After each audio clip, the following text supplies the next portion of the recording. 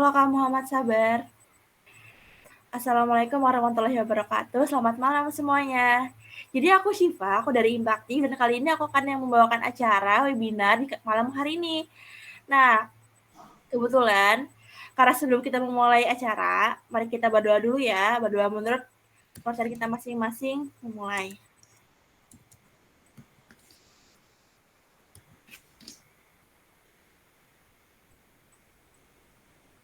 Berdoa selesai.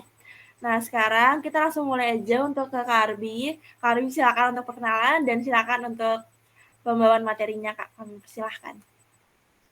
Oke, thank you Kak Siva.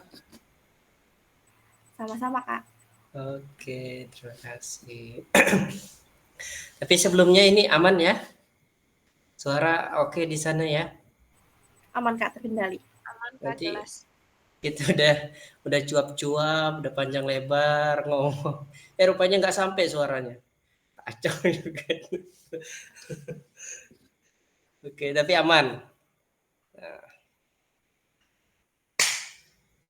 oke. Baik, berhubung sudah dibuka, sudah dimulai ya kegiatannya. Bismillah, Assalamualaikum warahmatullahi wabarakatuh. Waalaikumsalam warahmatullahi wabarakatuh. Oke, jadi kita di awal ini sih saya mau aku coba pengennya disclaimer gitu, pengen disclaimer lah bahwa ini aku kali ini enggak sedang membawakan materi gitu ya. Itu kesannya kayak ngasih kuliah ke kakak-kakak semua padahal ya belum tentu juga kan kita lebih baik dari yang lain, tapi paling tidak ini saya dapat kesempatan, kali ini dapat kesempatan begitu untuk sharing apa yang sudah pernah saya pelajarin. Nah, jadi kita sifatnya sharing begitu. Barangkali nanti di tengah-tengah sesi kita ada informasi-informasi atau tambahan dari kakak-kakak semua itu akan sangat baik dan menguatkan apa yang sedang kita diskusikan. Begitu. Jadi sesuai informasi yang kakak-kakak terima semua, malam ini kita mau diskusiin tentang satu topik yang sebenarnya topiknya kayaknya sebelumnya udah ada yang bahas ya kayak topik secara umumnya begitu. Ya, bukan gitu, Kak Rama. Kayaknya untuk topik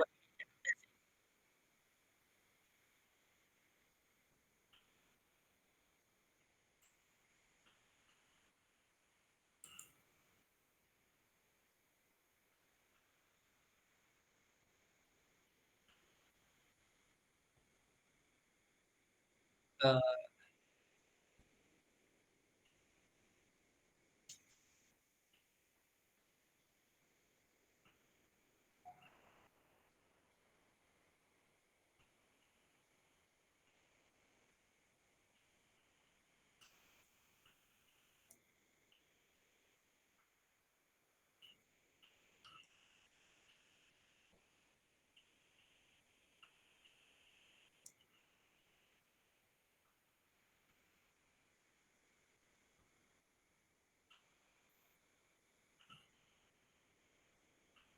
oke, baik. Makasih, Mas Rama. Jadi kalau jadi kesannya gitu ya, di sesi sebelumnya itu eh, ada sesi yang memaparkan silabus tentang materi atau materi tentang komunikasi. Nah, sekarang kita agak sedikit lebih dalam, kita akan lebih sedikit fokus pada satu poin eh, dari banyak poin yang ada di ruang lingkup komunikasi. Ini BTW siapa nih yang bisa bantu arahkan gimana cara share screen-nya kalau dari Google Meet ini?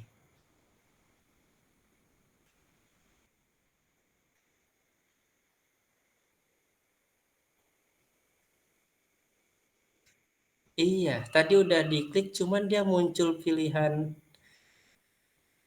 pilihan lagi.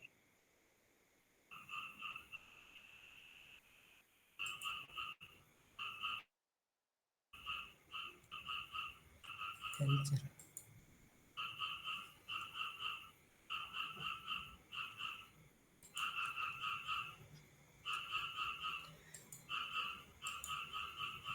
Iya. Ini apa sih yang nampil di sana?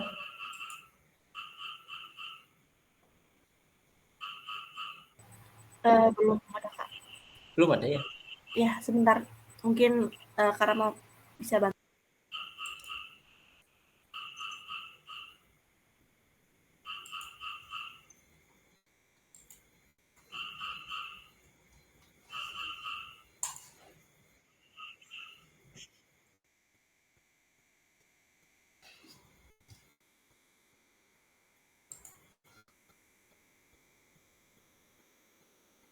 Oh, oke, thank you, Kak.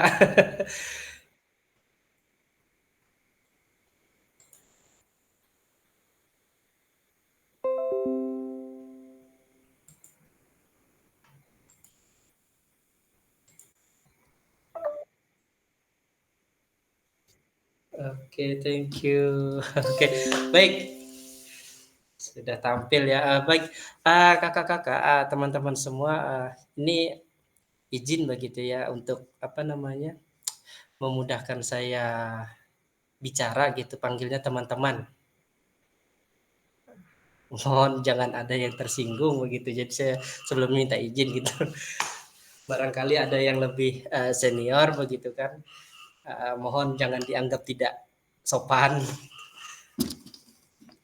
Oke, baik.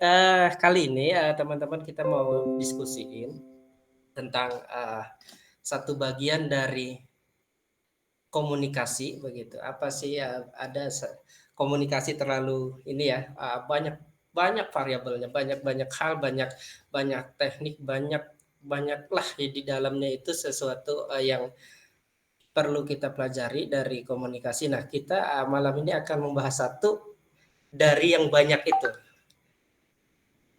Apa dari yang banyak itu nanti akan menjadikan saat komunikasi kita lebih baik, lebih efektif begitu ketika kita berkomunikasi antara komunikator dan komunikannya. Ini bahasa bahasa di ruang kuliah yang ya sangat umum lah gitu. Antara komunikator dan komunikannya akan lebih baik atau lebih efektif. Ada nanti satu part yang insya Allah akan kita coba diskusikan lebih mendalam, yang dengan itu mudah-mudahan komunikasi teman-teman nanti dengan komunikannya akan lebih efektif. Nah, sebelumnya teman-teman perkenalkan, saya Arbi Julhan.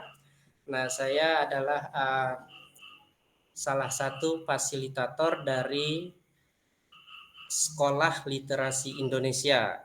Saya yang angkatan keempat. Nah, kalau teman-teman pernah dengar program dari beberapa lembaga yang mengirim atau mengutus seseorang ke daerah-daerah pelosok untuk mengabdi selama setahun, ada tuh banyak sih, banyak program, misalkan Indonesia Mengajar, kemudian ada kalau dari apa namanya dari YBM PLN ada pengajar muda macam tuh.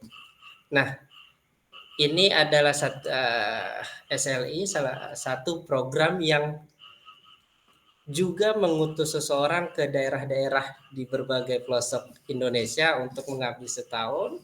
Nah, saya di sana itu menjadi fasilitator untuk mendampingi 10 sekolah dasar mengembangkan aktivitas literasi di sekolahnya.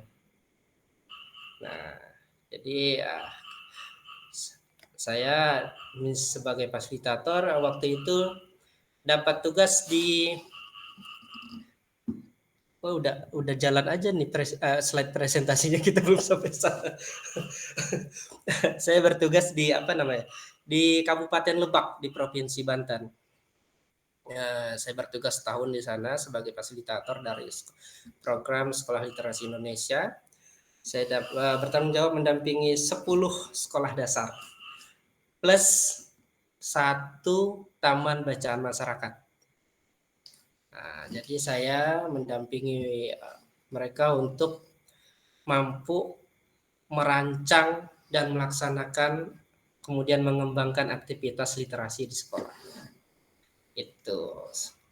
Kemudian setelah itu saya berupaya melakukan upaya-upaya lain supaya aktivitas saya yang sudah ada di atas rel literasi tidak lari, kemudian saya membentuk satu gerakan yang namanya titah pensil. Satu gerakan literasi namanya titah pensil. Nah, ini gerakan ini nantinya akan banyak fokusnya itu di menggiatkan aktivitas baca lantang untuk anak-anak usia dini, kemudian pendampingan pengembangan perpustakaan sekolah. Kurang lebih itu tentang diri saya. Selanjutnya, mudah-mudahan teman-teman bisa dari sana bisa tergambar, oh Arbi itu kayak apa gitu, siapa dia begitu. Nah, kali ini saya minta teman-teman supaya bisa punya semacam komitmen bersama begitu untuk kelas kita kali ini.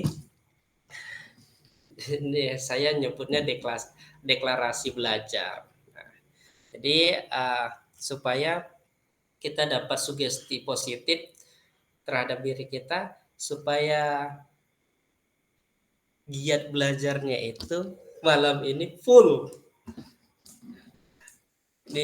Kalau chat ya, kalau ibaratnya chat WA tuh nggak sekedar udah centang biru aja tapi dibales gitu loh. Nggak kita kirim chat terus udah centang biru tapi nggak dibales. Nah, makanya saya ini pengen mengajak teman-teman untuk bisa mendeklarasikan giat belajarnya. Ada 2 poin di giat ini. Untuk yang ini mohon kita baca bersama-sama. Oke ya, kita baca bersama-sama. Boleh tolong Kak Siva dipandu gitu ya. Kita baca sama-sama nih. Silakan Kak Siva. Jadi ini semuanya open mic Kak, maksudnya Karbi? Ya. Oh ya. Boleh semuanya bisa open mic. Ada Kak Belinda, Kak Hafid, Kak Hari, dan Kak Sabar. Iya, Kak. Mungkin Kak Hafid sama Kak Hari atau Kak Sabar lagi ada kesibukan. Kita bareng-bareng ya. Ucapin deklarasi belajar. Deklarasi belajar. Saya akan mengikuti kelas. Saya akan mengikuti kelas dengan partisipatif. Dengan partisipatif. Saya akan menjawab pertanyaan. Saya akan menjawab pertanyaan dan memberi tanggapan secara aktif. Dan memberi tanggapan secara aktif. Selesai. Terima kasih semuanya yang sudah berpartisipasi. Silakan di close lagi mic-nya. Oke, terima kasih Kak Sipa. Nah, saya mengajak teman-teman membacakan ini supaya ya kita memang sudah menyatakan siap untuk hadir, berarti kita juga siap berpartisipasi dalam kelas. Nah, dalam kelas ini kita sifatnya setara, begitu, tidak ada yang lebih unggul pengetahuannya, keilmuannya dibanding yang lain, tapi kita akan betul-betul sharing. Barangkali nanti dari apa yang saya paparkan memang perlu dapat tambahan-tambahan dari teman-teman, itu sangat saya butuhkan begitu. Jadi teman-teman yang lain juga terkuatkan pengetahuan yang telah didapat dari paparan saya. Nah, selanjutnya Kak Rama, silakan. Nah, untuk mengingatkan di awal, pengingat begitu ya. Ini mengingatkan saja. karena kita akan membicarakan tentang komunikasi, sebuah interaksi antara dua orang atau lebih, antara komunikator dan komunikan. Nah, saya ingin mengikatkan bahwa ketika ada ini apa namanya, ada sebuah quote yang kita jadikan pengingat dari seorang Dalai Lama. Dalai Lama ini bukan nama orang ya, begitu. Ini semacam gelar untuk seseorang yang sudah pada makom tertentu begitu. Nah, pengingatnya quote-nya adalah ketika Anda berbicara, Anda hanya mengulangi apa yang sudah Anda tahu. Tetapi jika Anda mendengarkan, Anda mungkin belajar sesuatu yang baru. Nah, seperti itu juga saya sekarang. Nah, ketika saya dapat kesempatan dari Impaktif untuk dalam konteks ini berbicara, sebenarnya saya hanya mengulang apa yang sudah saya pernah pelajari, apa yang sudah saya pernah baca dari beberapa buku begitu. Nah, teman-teman dalam kelas ini ketika mendengarkan apa yang saya paparkan, barangkali ada sesuatu baru yang akan teman-teman dapatkan. So, fokus dan partisipatif di kelas itu sangat penting untuk menjaga bahwa sesuatu yang baru itu tidak terlewat dan benar-benar berdampak. Selanjutnya, Kak Rama. Nah, karena kita akan berbicara komunikasi yang efektif, nah kita perlu apa namanya? Perlu satu pemahaman yang searah begitu. Jangan sampai peserta misalkan Kak Heri, komunikasi efektif itu ya seperti aliran air, sementara Kak Rama begini definisinya sama. Begitu kita akan membicarakan hal yang lebih teknis akan jadi sedikit sulit ketika pandangannya sudah beda gitu. Jadi nah, komunikasi efektif yang akan coba kita pahami bersama pada kelas malam ini, itu sebuah komunikasi efektif akan efektif jika penyampaian pesan dapat dipahami oleh penerima pesan. Nah, jadi pesan dari komunikator kepada komunikannya itu dapat dipahami. Kuncinya di sana, dapat dipahami oleh komunikannya. Jadi kalau saya memaparkan pada kelas ini, ternyata kakak-kakak atau teman-teman semua belum paham-paham, berarti itu belum efektif. Belum efektif. Berarti ada yang perlu dikoreksi dari saya, dari cara saya menyampaikan. Nah, itu akan bisa disebut efektif ketika pesan-pesan yang saya maksud dapat dipahami oleh teman-teman semua. Sederhananya seperti itu yang disebut komunikasi efektif. Jadi sampai sini clear ya, supaya kita nggak jalan masing-masing.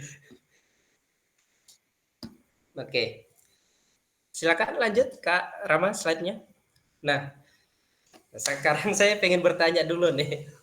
Tanya, kira-kira ada nggak teman-teman ketika berbicara dengan orang lain, entah itu berdua, empat mata, atau bahkan berkelompok, mengalami seperti yang ditampilkan, dibilang nggak nyambung, bukannya saling memahami justru malah jadi berdebat. Yang kira-kira yang pernah mengalami disebut ketika ngobrol, terus kita disebut atau teman-teman disebut dibilang nggak nyambung. Ada? Coba raise hand, angkat tangan. Siapa yang pernah disebut nggak nyambung? Kak Sipa, apa momennya ketika Kak Sipa disebut oleh teman nggak nyambung nih? Ini kamu kok nggak nyambung sih diajak ngobrol kira-kira gitu kan? Momennya gimana waktu itu Kak? Tentang ketika bicara soal masalah personal aja, mungkin cara pandangannya berbeda. Jadi bilang, kok kamu nggak nyambung sih? Jadi begitu. Kayak curhat gitu ya? Aja, iya. Yang disebut nggak nyambung Kak Sipanya gitu? Iya, kadang juga pernah kita akunya anggap orang lain tuh nggak nyambung juga pernah. Oke. Berarti pada satu momen Kak Siva pernah mengalami disebut sebagai orang yang nggak nyambung, tapi pada momen lain juga pernah mengalami Kak Siva merasa teman ngobrolnya nggak nyambung. Betul, Kak. Kalau yang ini, thank you Kak Siva. Kalau yang justru obrolannya bukan obrolan yang saling memahami, justru malah jadi berdebat, kira-kira siapa nih? Pernah, keduanya pernah, gitu pernah. Dibilang nggak nyambung karena masalah yang lain personal kayak ya mungkin berdebat secara kayak gitu juga pernah, mungkin secara organisasi apa itu pernah. Nah, benar banget. Jadi ini apa namanya? Sedikit dari banyak apa namanya? Dampak ketika komunikasi itu tidak tersampaikan atau tidak tersampaikan secara efektif. Ketika komunikasi itu tidak efektif, ini beberapa hal yang akan terjadi atau akan kita alami, disebut tidak nyambung, justru malah berdebat, bukan malah saling memahami. Kasarnya kita kadang dibilang lola lah. Terus kadang-kadang juga kalau ini pada momen-momen curhat begitu. Kan kita yang pengen curhat, tapi pada praktiknya kok malah dia yang ceritanya lebih banyak. Yang pengen curhat kan aku, kira-kira. Itu apa namanya? Kemungkinan-kemungkinan yang pasti terjadi ketika dua orang atau lebih sedang berkomunikasi tapi tidak memahami bagaimana berkomunikasi itu supaya efektif. Lanjut, Kak Rama. Nah, terus gimana dong? Ya, nah kali ini yang coba akan saya paparkan ke teman-teman semua bagaimana itu supaya terhindar, momen-momen yang tidak menyenangkan itu terhindar. Yang saya coba paparkan kali ini adalah dari sudut pandang atau dari sisi si pendengar, komunikannya. Nah, tentu ini masih kalau boleh diperbandingkan begitu, kalau boleh di-compare ruang-ruang diskusi atau kelas-kelas semacam ini ketika membicarakan komunikasi akan lebih banyak membicarakan dari sudut pandang komunikatornya. Kita berbicara harus begini, menyampaikan pesan harus begini, membangun PD-nya ketika berkomunikasi harus begini, tekniknya begini, dari sudut pandang komunikatornya. Nah, kali ini saya mengajak teman-teman untuk mendiskusikan, belajar bersama begitu, bagaimana komunikasi itu menjadi efektif, tapi dari sudut pandang atau dari sisi kita sebagai pendengar. Kita sebagai komunikan itu harusnya gimana supaya komunikasi kita dengan komunikator kita itu jadi efektif. Itu dia yang akan kita bahas pada kelas malam ini, pada sesi malam ini kita akan membahas bagaimana mendengar sebagai komunikan, bagaimana kita harus melakukan proses pendengaran komunikasi itu, pendengaran pesan-pesan yang disampaikan menjadi efektif. Oke ya? Oke, sudah terlihat mengangguk berarti sudah tahu poin dari sesi malam ini. Jadi tidak gampang lagi. Lanjut Kak Rama. Nah, kenapa ini penting? Kenapa ini menjadi urgent untuk kita bahas? Pertama, ya memang menghindari yang namanya miskom tadi. Miskom. Ya tentu saat kita ngobrol, ya saya rasa enggak ada tuh yang merasa senang ketika ngobrol terus disebut lu lola lu, diajak ngobrol nggak asik. Kamu lola nih, nggak nyambung lah. Atau ketika diajak ngobrol kita disebut malah mendominasi obrolan. Nah, miskom hal-hal yang sifatnya miskom seperti itu harus terhindar dan itu menjadi urgensi. Kenapa? Keterampilan atau kemampuan mendengar ini menjadi penting untuk kita diskusikan di malam ini. Yang kedua, memahami perspektif orang lain. Nah, dalam hal ini mendengar perlu posisi yang benar-benar pas, jangan sampai mendengar kita sambil berhayal atau apa begitu, sehingga pesan yang ingin disampaikan komunikator atau teman ngobrol kita itu berbeda dengan isi yang kita pahami dengan isi pesan sebenarnya yang ingin disampaikan. Jadi mendengarkan itu juga perlu upaya yang benar-benar supaya apa yang kita tangkap dalam pemahaman kita itu pas, tepat seperti apa yang sebenarnya disampaikan oleh komunikator. Kita bisa paham. Itu yang kedua. Yang ketiga, meningkatkan hubungan interpersonal. Ketika misal nih, momennya case-nya misal saya curhat sama Kak Sipa. Ketika Kak Sipa memang kemampuan mendengarkannya baik begitu, kemampuan mendengarkannya baik, kita akan saya untuk kedepannya ketika ngobrol atau curhat akan memilih dengan Kak Sipa daripada teman-teman yang lain. Kenapa saya pasti akan merasa enakan ngobrol sama dia gitu.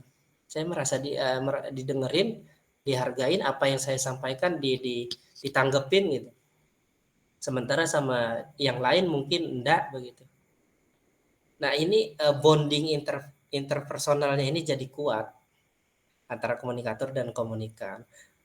Karena teman ngobrol kita benar-benar hadir untuk obrolan yang sedang kita bangun.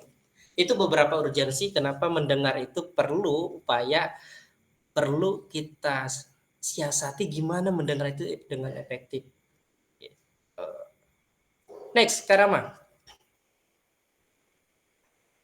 Nah, dalam hal melakukan proses mendengar, ada beberapa prinsip yang akan coba saya paparkan ke teman-teman.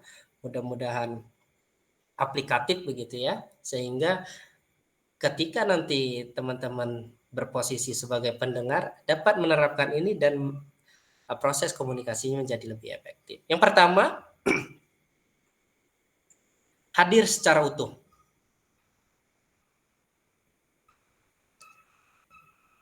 Hadir secara utuh. Nah, gimana sih hadir secara utuh itu? Atau apa yang dimaksud dengan hadir secara utuh? Pertama, hadir secara utuh itu kita ketika dalam posisi mengobrol, kita sebagai pendengar atau komunikan memposisikan atau mengkondisikan indera pendengar kita dan pikiran fokus untuk mendengarkan. Fokus untuk mendengarkan.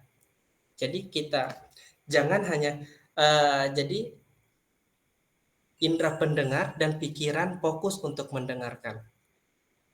Tidak boleh terpisah.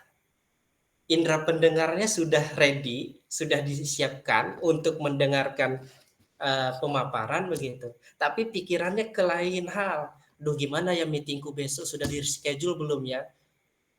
Gimana ini ya? Gimana itu ya? Pikirannya kemana-mana. Telinganya sih oke untuk kita begitu, untuk mendengarkan, tapi pikirannya kemana-mana. Itu bukan hadir secara utuh.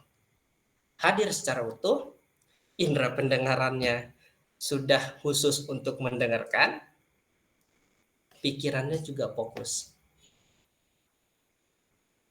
Itu. Yang kedua, jadikan komunikatornya sebagai subjek. Oke, jadikan komunikatornya sebagai subjek. Jadi ketika komunikatornya sebagai subjek, maka kita akan benar-benar memperhatikan komunikator kita. Sebagai komunikan, kita akan memperhatikan komunikator kita. Gesturnya pun nanti akan kita perhatikan. Ketika kita menempatkan komunikator kita sebagai subjek pada obrolan atau proses komunikasi kita. Gestur nih kita perhatikan. Ketika dia ngobrol, kira-kira berapa kali dia menaikkan alis sebelah kirinya. Kita akan memperhatikan itu. Bola matanya ke kanan, ke kiri kah, ke atas kah? Nah, kita akan perhatikan. Dalam disiplin ilmu yang lain, ketika ngobrol kemudian posisi bola mata memperhatikan satu sudut atau satu sisi, misal ke kiri bawah, itu juga memiliki makna yang lain. Nah, makanya hadir secara utuh perlu memposisikan komunikator sebagai subjek. Nah, jadi kita dapat mengamati itu. Jadi tahu benar ketika dia kemarin saya pergi ke Jogja, tapi matanya misalkan ke kanan atas. Nah, dalam satu disiplin ilmu yang lain seperti itu disebut informasi yang disampaikan itu hanya hayalan, tidak fakta.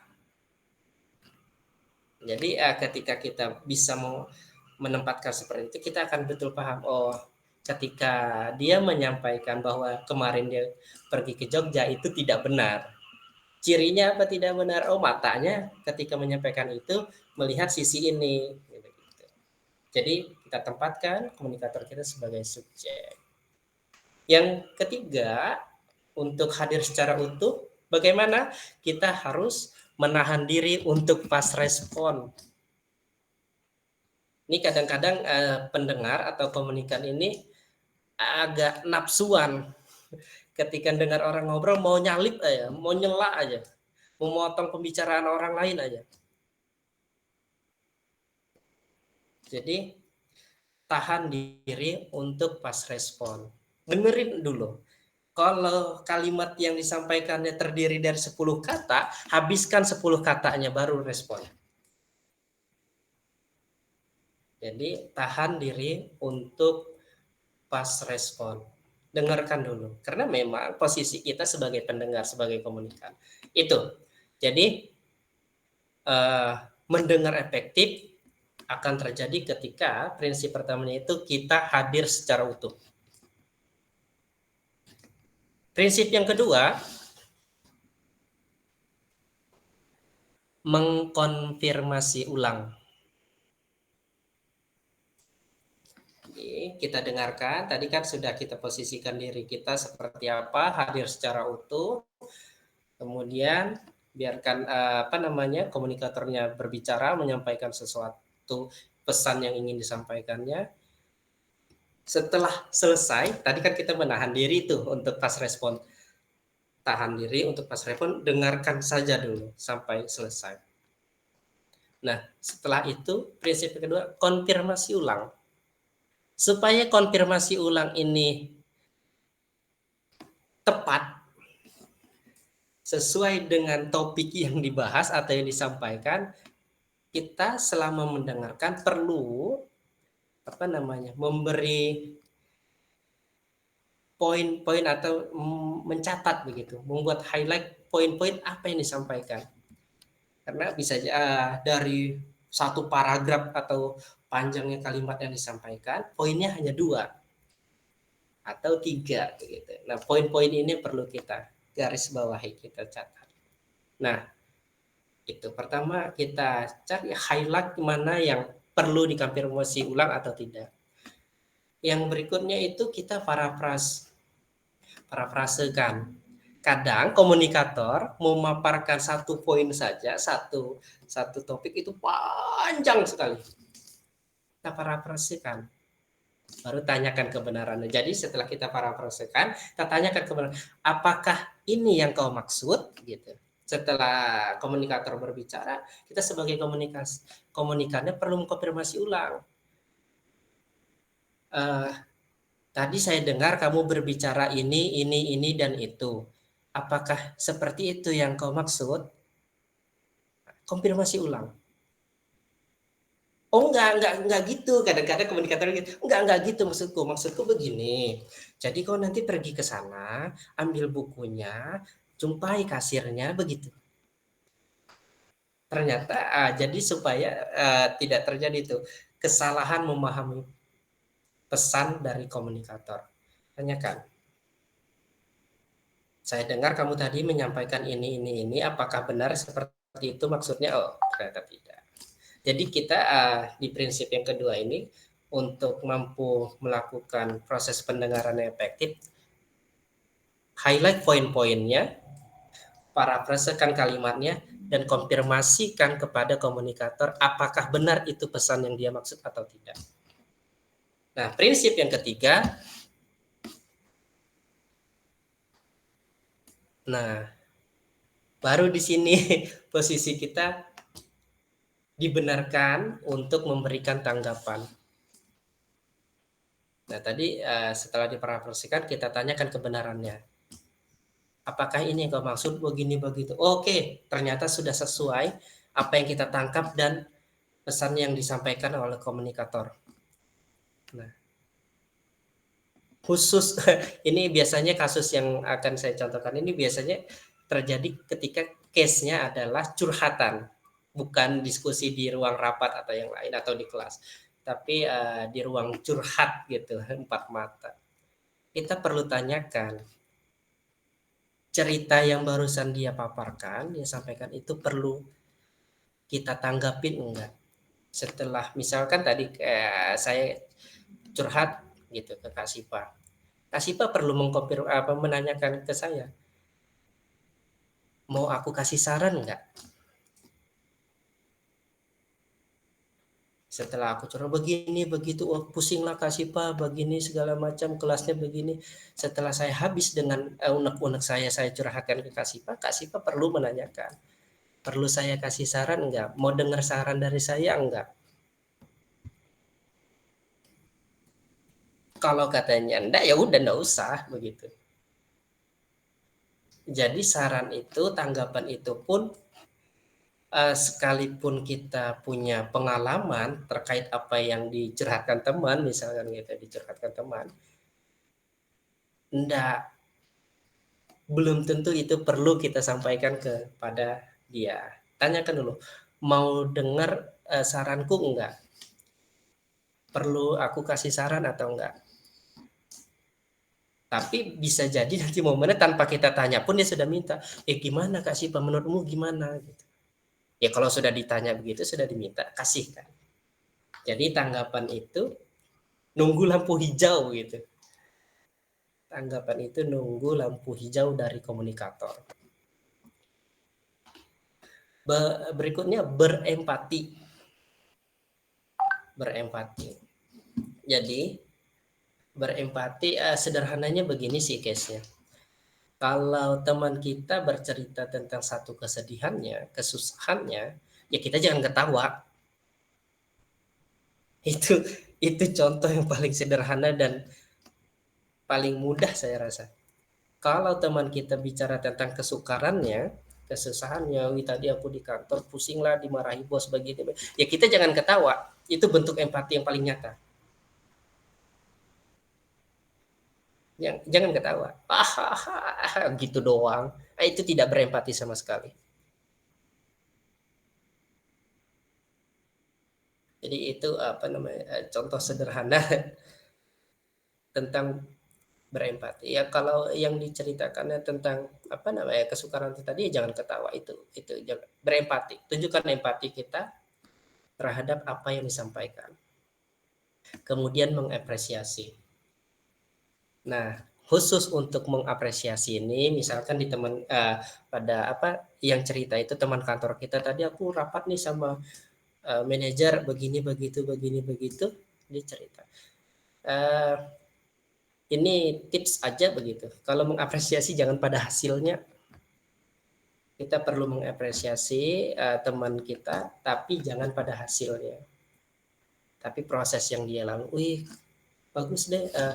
Oh tadi kamu ini ya baru presentasi di depan manajer begitu. Keren sih, kamu sudah mampu mengalahkan mengalahkan rasa takutmu untuk bisa tampil di depan manajer. Yang kita apresiasi adalah prosesnya. Jangan, yang diapresiasi bukan hasil oh selamat ya, ini proposal projectmu tadi di approve nih sama manajer, jadi besok kita bisa langsung eksekusi project baru kita. kita apresiasi juga prosesnya. Wah, hebat kamu ya, beberapa minggu ini sudah all out mengerjakan proyek begini begitu. Sudah siap sudah mau lembur untuk merancang proyek baru kita. Proses dia diapresiasi. Nah, itu 3 prinsip yang saya cuantahkan kepada teman-teman semua untuk selanjutnya kita diskusikan bersama bagaimana proses komunikasi kita menjadi efektif, tapi dalam sisi atau sudut pandang kita sebagai pendengar atau komunikan. Nah, itu beberapa poin atau hal-hal yang saya tawarkan untuk menjadi pemantik diskusi kali ini. Selanjutnya silakan Kak Siva, bagaimana? Baik Kak, terima kasih Kak Arbi. Jadi sekarang kita mungkin buka ke diskusi tanya jawab aja ya Kak, siapa tahu ada yang mau bertanya. Iya. Kita lebih ngobrol daripada mendengarkan kuliah. Silakan ada yang mau bertanya sama Kak Arbi atau seputar yang dijelaskan oleh Kak Arbi, dipaparkan, bisa di komentar atau on mic, atau mungkin raise hand-nya diangkat tangannya. Silakan. Apalagi kalau ada yang ini ya, saya rasa Kak Arbi perlu deh prinsip keempat. Menurut saya ada prinsip keempat begini, itu lebih keren tuh. Silakan dulu dari Kak Belinda ya, Kak Belinda Putri Hidayat, silakan untuk memaparkan pertanyaan kepada Kak Arbi, bisa komentar atau on mic. Iya, makasih Mbak Syifa. Halo Kak Arbi, salam kenal. Saya Abel dari Bogor. Salam kenal juga. Kan memang kalau mendengar efektif ya itu ya salah satu skill yang dibutuhkan juga sekarang. Dari Kak Arbi sendiri ada nggak tips mendengar efektif? Mungkin kalau mendengar ya semua orang bisa mendengar ya, tapi kalau menyimak kan jauh lebih dalam dari sekedar mendengar gitu. Karena menyimak kan harus memahami juga apa yang disampaikan. Itu Kak. Makasih. Oke.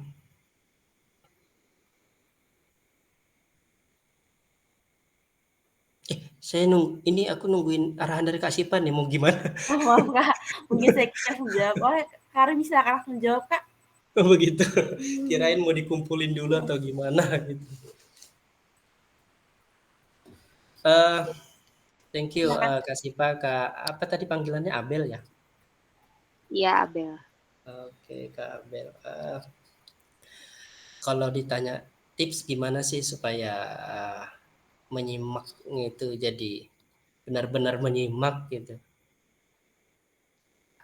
Kalau dari saya,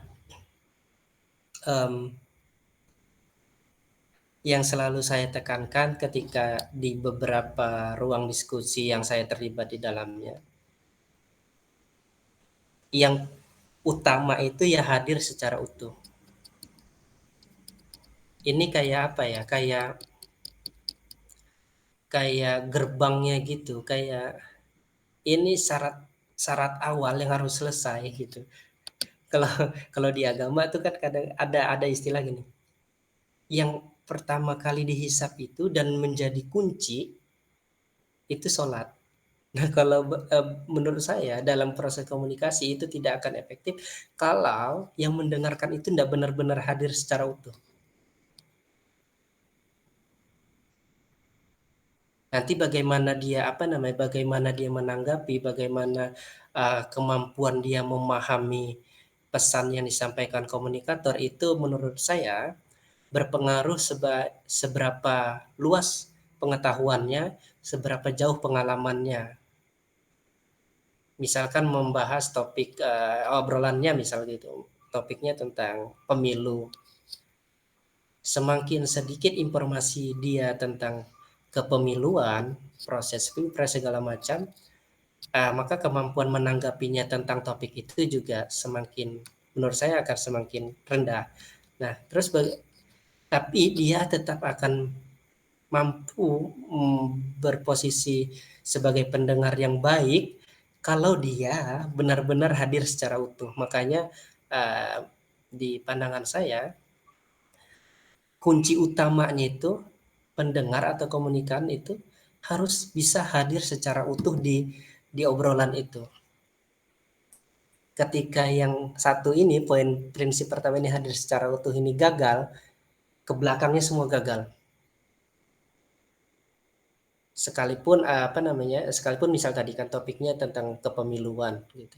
Sekalipun referensi tentang pemilunya seabrek-abrek gitu. Habis satu perpustakaan pernah dilahapnya buku tentang pemilu, tapi ketika dalam obrolan itu dia tidak hadir secara utuh, tetap menurut saya akan gagal memahami apa yang disampaikan komunikatornya. Makanya untuk saya hadir secara utuh ini menjadi yang paling utama dalam proses menciptakan komunikasi yang efektif. Apalagi di posisinya sebagai pendengar. Kurasa itu sih, Kak.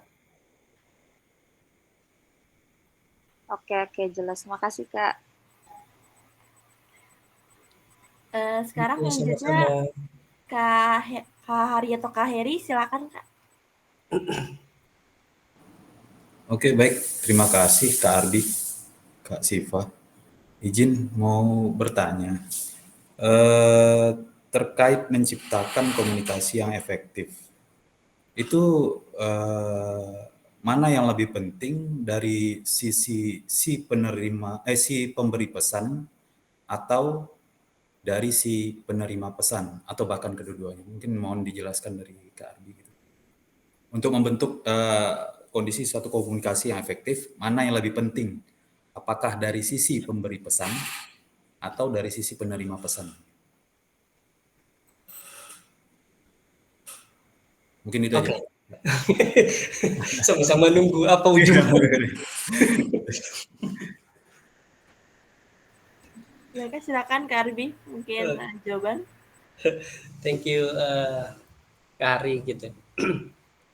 Menurut aku sih mana yang lebih penting? Kalau kalimat tanyanya mana yang lebih penting, dua-duanya penting begitu. Karena ini kan sebuah interaksi yang timbal balik. Berkomunikasi ini interaksi timbal balik. Jadi kalau komunikatnya atau si pendengarnya tadi sudah mampu hadir secara utuh, misal begitu ya. Karena prinsip yang paling saya sorotin itu hadir secara utuh. Komunikan atau pendengarnya sudah mampu hadir secara utuh, tapi komunikatornya juga dalam konteks menyampaikan pesan belibet begitu, muter-muter. Seutuh-utuhnya dia hadir dalam ruang obrolan itu juga puyeng kepalanya, Kak. Ini apa sih ini sampeinnya gitu. Saya misal sekaliber Rosiana Silalahi pun kalau yang diwawancarai Aldi Taher, aku rasa juga puyeng dia.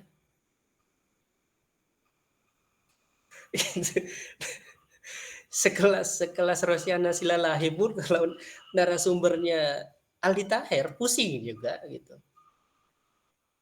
Begitu. Jadi tapi sekalipun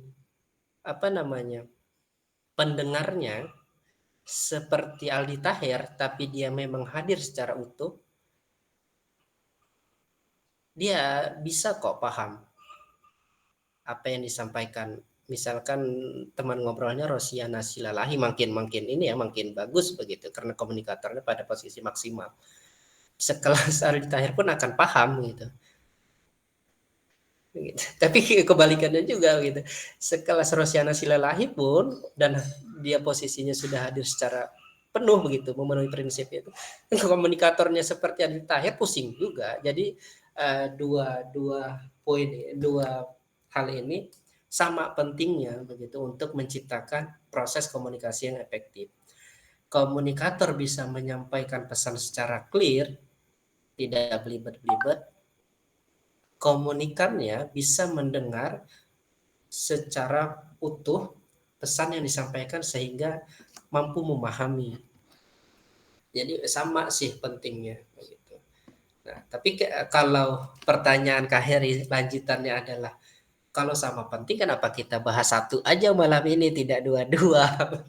Kalau pertanyaan lanjutnya seperti itu, nah memang menurut saya POV atau point of view atau sudut pandang pendengar untuk topik-topik komunikasi masih lebih sedikit dibahas ketimbang dari sudut pandang komunikator. Begitu sih. Baik, terima kasih Kak Arfi. Oke, sama-sama Kak Eri. Aku boleh nambah pertanyaan gak nih Kak Arbi? Oh, boleh dong. Ini kalau nanya terus siapa nih yang ngasih masukan tambahan prinsip keempat, kelima gitu.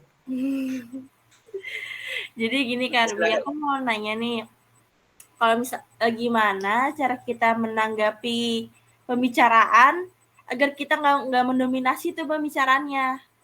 Kita menanggapi tapi kita nggak mendominasi, itu ada nggak Kak caranya atau mungkin tipsnya? Oke, thank you Kak Sipa. Sama-sama Kak. Mendominasi ini kan secara sederhana itu kan bicaranya lebih banyak daripada orang yang harusnya bicaranya lebih banyak.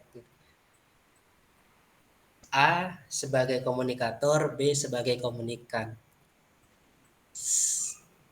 Umum kita akan pahami harusnya yang bicaranya lebih banyak itu komunikator. Tapi ternyata si komunikan ini lebih mendominasi, banyakkan dia cakapnya, banyakkan si B yang bicara daripada komunikator. Bagaimana supaya tidak mendominasi? Pertama, tadi di prinsip yang ini ya, yang tadi salah satu prinsip kita bahwa tahan diri untuk menanggapi dengan cepat. Kalau di bahasa apa namanya, kalau di kampung-kampung orang tua itu kan selalu bilang, jangan biasakan menyela percakapan orang, dengerin dulu. Nah, terus gimana kalau sudah menahan diri, sudah saatnya memang memberikan tanggapan, tapi tanggapan kita tidak seperti mendominasi obrolan atau menggurui justru. Maka menurut saya supaya tidak terjadi kayak gitu, seperti itu, pertama itu tadi, jangan kalau dia ngobrolnya 15 menit, dalam 15 menit itu ibaratnya ada 25 paragraf, dan dari 25 paragraf itu terdiri dari 5 poin pokok atau 5 pesan utama yang disampaikan. Nggak usah juga semuanya mau mau ditanggepin gitu. Makanya tadi saya sebutkan di salah satu pemaparan tentang prinsip itu, highlight mana poin-poin yang perlu ditanggepin. Dan nanggepinnya pun juga tadi misalnya nih saya contohin begitu kalimatnya, mau menanggapi kita parafrasekan kalimat dari komunikator. Tadi saya dengar kamu menyatakan ini dan itu dan ini dan itu. Apakah benar seperti ini? Jadi kita parafrasekan kalimatnya. Kalimat dari komunikator itu kita parafrasekan, kita konfirmasi. Jadi kita tidak menanggapi tidak seluruhnya dari apa yang disampaikan. Kita hanya menanggapi part-part atau bagian-bagian yang memang itu perlu di-highlight, perlu ditegaskan bahwa poin ini yang paling menarik perhatian kita sebagai komunikan. Kita tanggapin, fokus ke situ. Jadi ibarat kalau tadi 5 pesan utama yang disampaikan, nggak usah ditanggapin semua. Tadi kan pertama kau nyampein ini, menurut saya begini, begitu, begini, begitu. Terus setelah itu kan kamu nyampein tentang itu, menurut saya itu begini. Semua ditanggapin satu-satu, nggak perlu juga. Itu kesannya jadi malah kita kayak mengkoreksi semua pesan atau informasi yang disampaikannya. Nah, itu jadi kayak orang mengkoreksi.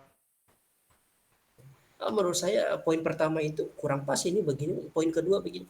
Enggak juga gitu. Kita highlight saja mana poin yang ingin ditanggapin. Kalau teknisnya tadi saya tawarkan begitu. Barangkali untuk apa namanya? Untuk teknis yang lain teman-teman punya pengalaman yang berbeda. Oh, kayaknya enggak memungkinkan nih saya parafrase dulu kalimat komunikator, dia langsung tanya aja deh. Ya enggak apa-apa juga. Nah, itu teknis-teknis yang saya sampaikan kan enggak pakem gitu. Enggak pakem. Tapi yang paling menjadi sorotan bagi saya itu tadi mendengar efektif akan terjadi atau terwujud ketika komunikasinya hadir secara utuh. Saya kira itu sih Kak Siva.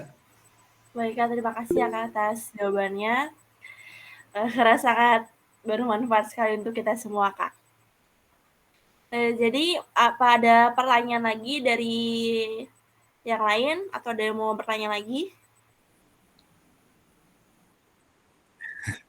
Silakan. Izin Kak Ardi, izin. Boleh. Memungkinkan nggak untuk poin keempat itu kita tambahkan dengan mengimplementasikan pesan yang disampaikan?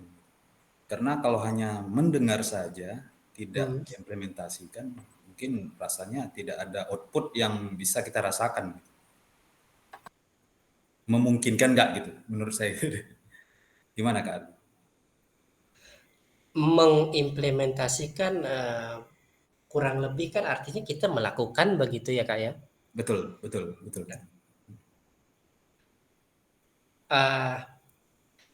Sebenarnya menurut saya sih memungkinkan saja begitu. Misalkan saya menyampaikan tentang poin yang saya sampaikan misal begitu ke Kak Hari bahwa ngobrol itu harus runut. Nah ya. Ya, misalkan poin yang saya sampaikan adalah berbicara harus runut ya Kak Hari. Nah Kak Hari sudah paham itu. Memungkinkan nggak saya aplikasikan itu, implementasikan itu?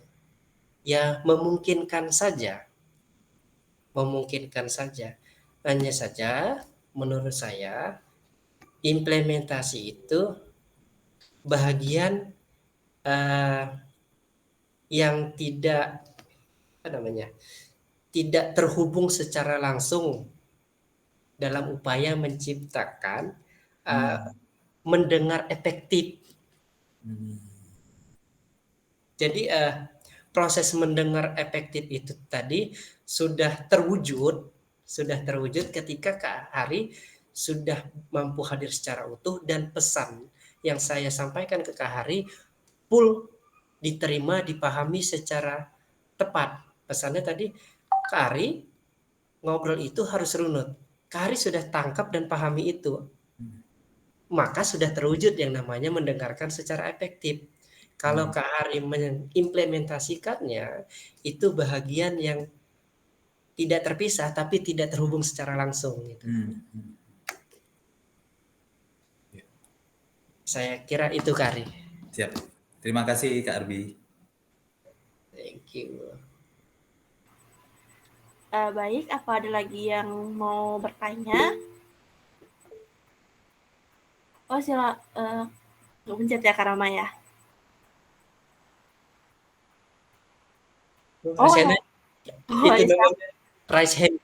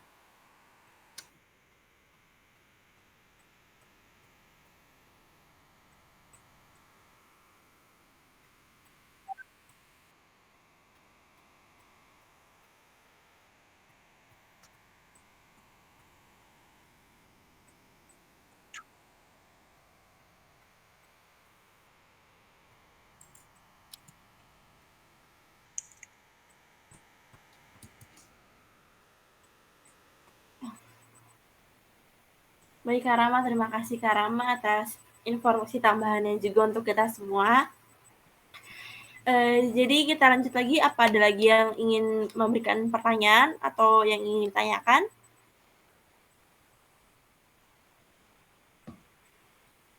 Sepertinya udah nggak ada yang Kak Arbi ya? Bisa jadi. Atau bertanya-tanya tapi nggak mau Bingung, ngungkapin. malu. Nggak percaya diri.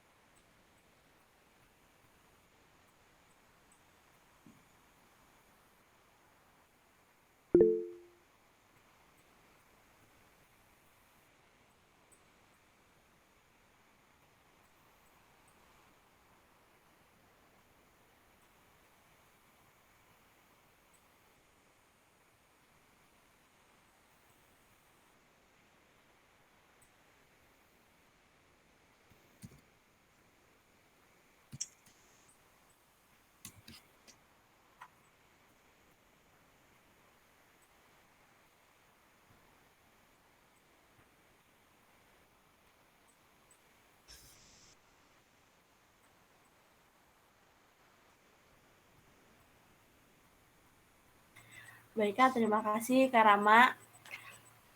Mungkin kita juga bisa ikutin kegiatan Impaktif terus dari sosial media kita yaitu impaktif.com, dan website kita juga ada di Google, bisa dicari Impaktif. Untuk kemajuan kita juga, karena kalau kita maju kita bisa memberikan dampak yang baik juga untuk para generasi bangsa, dan kita semua tentunya juga berkontribusi dalam hal itu, termasuk Kak Arbi, Kak Belinda, Kak Hari atau Kak Heri, Kak Rama, Kak Siti Aziza, Kak Sunarti, dan Kak Stefani. Selanjutnya Kak Sunarti apa mau bertanya, atau mungkin kalau malu bisa di komen aja Kak.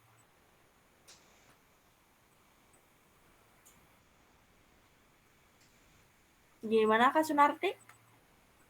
Mungkin lagi ngetik. Oh, mungkin lagi ngetik ya, tunggu aja.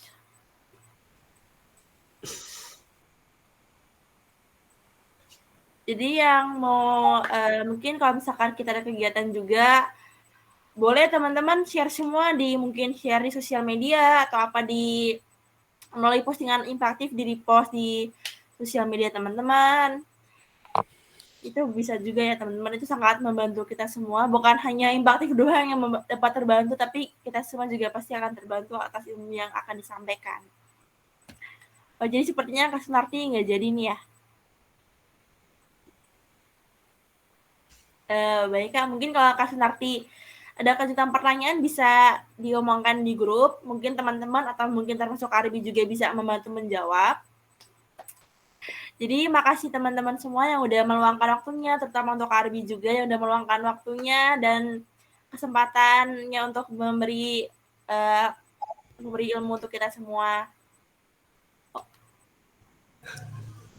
Kakak Syifa, aku masih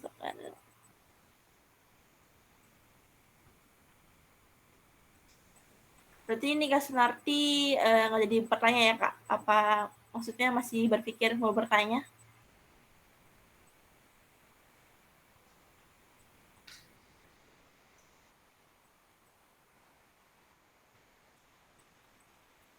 Oh ya, baik.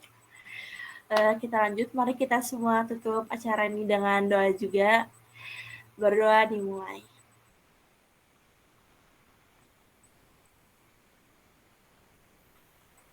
Berdoa selesai.